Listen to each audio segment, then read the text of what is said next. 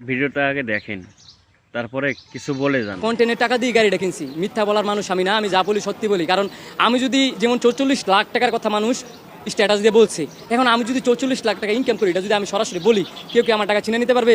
কেউ পারবে না। কিন্তু এটা ভুয়া নিউজ দরকার আছে কি? গাড়ি একটা কিনছি 20 লাখ টাকা দিয়ে, আর মাসে ইনকাম করি 3 থেকে 4 লাখ 5 লাখ, এর বেশি আমরা ইনকাম করতে পারি না, এটা সবাই জানে। আপনার অযথা গুজব ছাড়া কোনো লাভ নাই। 3 মাসে 44 লক্ষ টাকা ইনকাম করছি, এটা শুনে অনেকে অবাক হয়েছেন, অনেকে অবিশ্বাস করেছেন, আবার অনেকে বিশ্বাসও করেছেন। সব কিছুর ভুল ভাঙিয়ে দিতে চাই। এবং আমি এই ভিডিওটা করার উদ্দেশ্য হচ্ছে গিয়ে ওই যে সরসব বিল্লাল যে বলছে আপনাদের সাথে তার অন্য কোনো গেম ছিল না, আপনাদের সাথে মিথ্যা বলার কোনো উদ্দেশ্য ছিল না। সত্য সবসময় সুন্দর হয় এবং সত্য প্রকাশ করতেই আমার প্রশান্তি লাগে। তো আমি যে 3 মাসে 40 লক্ষ টাকা ইনকাম করছি সেটা আমি ভাই আমি তো ফেসবুকে কাজ করে না খায়া আছি, ঠিক মতো খেতে পারি না, চাচ্ছি বাদ দিতে। আর আপনারা কীভাবে ইনকাম করেন আমি বুঝতেছি না, আপনারা বলে যান।